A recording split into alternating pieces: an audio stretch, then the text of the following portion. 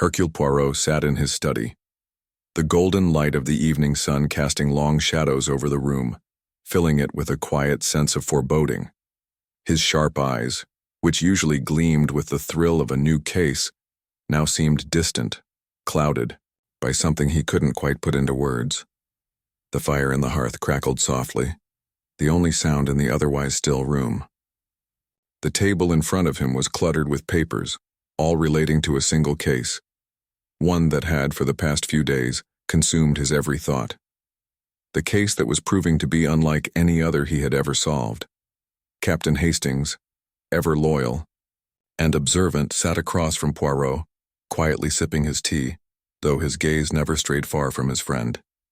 For years, Hastings had been Poirot's confidant, companion, and partner in solving the most perplexing of mysteries. Yet now, something in Poirot's demeanor troubled him. He had seen Poirot faced with impossible odds, but this was different. The usual fire in Poirot's eyes was absent.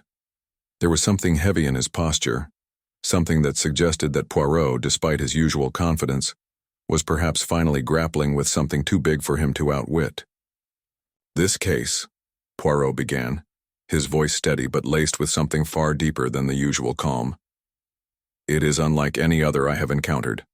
A web of deceit, lies, and a danger I cannot ignore. It is the case that may cost me everything." Hastings set his tea down, his brow furrowing in concern. "Poirot, you've faced danger before countless times. You've always come out on top. What's different now?"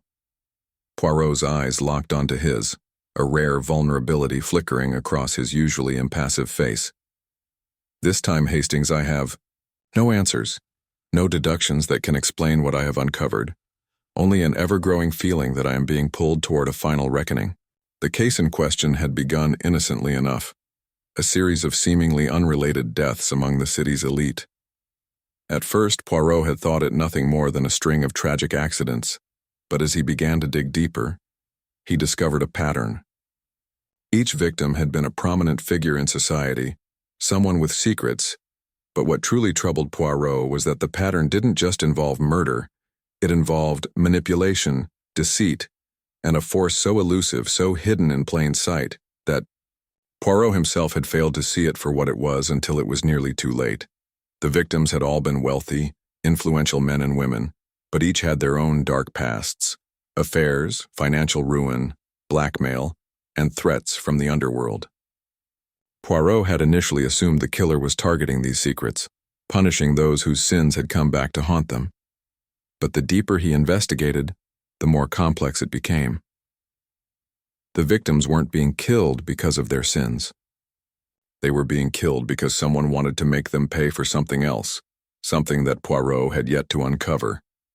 It wasn't just the nature of the crimes that unsettled Poirot. It was the way they had been committed. The killer, whoever he or she was, had been meticulous, leaving behind no traces, no evidence, and no clear motive.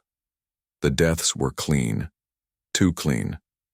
The victims were left with expressions of pure terror on their faces, as if they had seen something they couldn't comprehend in their final moments, something that Poirot could not yet see. Poirot's mind raced as he sifted through the evidence, trying to piece it together. Every clue he uncovered only seemed to lead to more questions. What was the connection between the victims? What could possibly link them all together in such a way that one person, one unknown killer, would choose to end their lives? It was a puzzle that, for the first time in Poirot's career, he could not solve. The more he dug, the more it seemed that the very foundation of his methods was being challenged. As Poirot continued to contemplate, Hastings noticed the strain on his face, the weariness that seemed to have settled in his friend's eyes.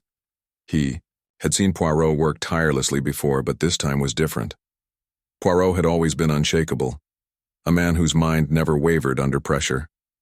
But now Hastings could sense the tension, the gnawing doubt that Poirot himself seemed unable to shake.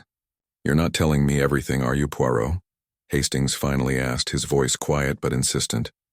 "What aren't you seeing? What is it that you're so afraid of?" Poirot hesitated for a long moment, his fingers tapping against the arm of his chair as he searched for the right words.